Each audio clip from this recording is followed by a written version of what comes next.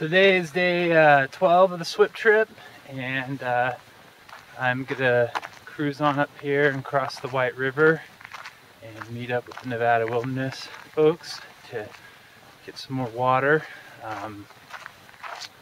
Kind of popped out of the Egan's and obviously have some lovely mountain scenery here off to my west.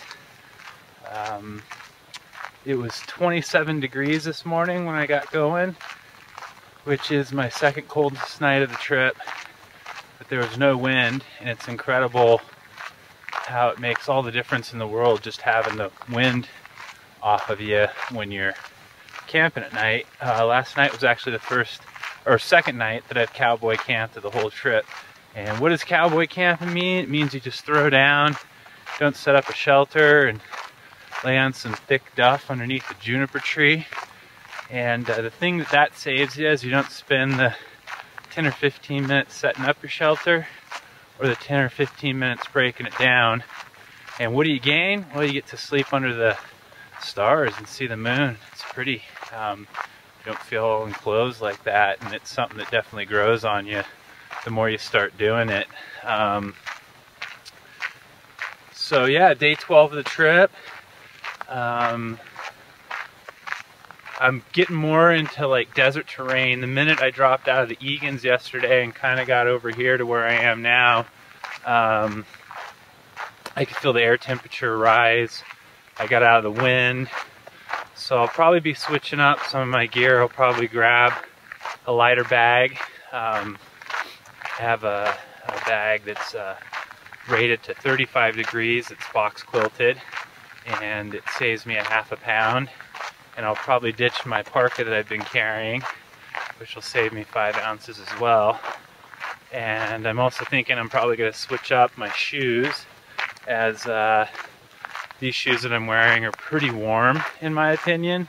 They don't breathe very well, which is a good thing in cold weather, but when I'm going to be crossing sections of the Mojave here shortly, I'm going to want something that's a heck of a lot more breathable. Plus my other pairs of shoes keep the sand out, do a lot better job at keeping the sand out. And I'm getting a ton of dust in my shoes now, which is also okay. I mean, it's not the end of the world, but as far as keeping your feet happy and healthy on a day-to-day basis, definitely works out a lot better for me to keep as much abrasiveness out of there, or abrasives out of there, i.e. sand. So I'll probably switch those out too. But I'm over the 300-mile mark at this point, and you know, I've kind of lost a little bit of momentum, and that's more, you know, my issue personally. I've gone from, you know, probably managing like a 30-31 mile a day pace to down to 25s.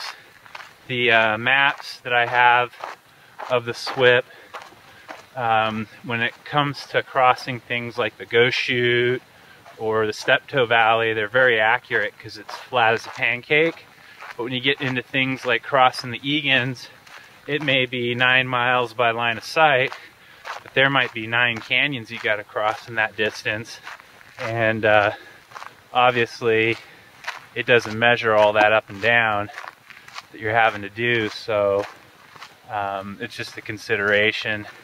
So there'll probably be a few spots up here where I can cut off a few miles of the SWIP, where the SWIP may hook out and do like a big U shape or a C shape, and I can take a more direct line on the inside. I'll still be able to see exactly where the SWIP's gonna go, but you can see like off to my west here, like in the sagebrush, I'd say my speed slows down to about half if I'm having to pick my way through that, because it's impossible to walk a straight line. Whereas if I'm padding along the side of a road, I'm able to move at my normal 3 to 3.5 mile an hour pace. So, but I'm still enjoying the trip, and it's been a learning experience for me, and it's definitely gotten me out of my comfort zone crossing some of these big valleys. But waking up today to completely still, calm weather was added bonus, because I'm kind of over being in the wind all day. It kind of wears on you and it's tiring. And dealing with an icy bone-chilling, cutting wind every morning and every night around dark is not that enjoyable to deal with day to day, in my opinion. So it's kind of nice to be out of that. And desert camping, although dealing with the heat and the effects of the sun's rays are something that you have to consider every day. In a lot of ways, it's easier for me to deal with because it's easy to jump up out of bed early in the morning and get going. And it's also easy to push well into the evening because I'm not really worried about staying warm or finding the killer campsite. So, you know, but yeah, just heading down this road here to keep trucking down that way to the White River and get another day in, another day's walking.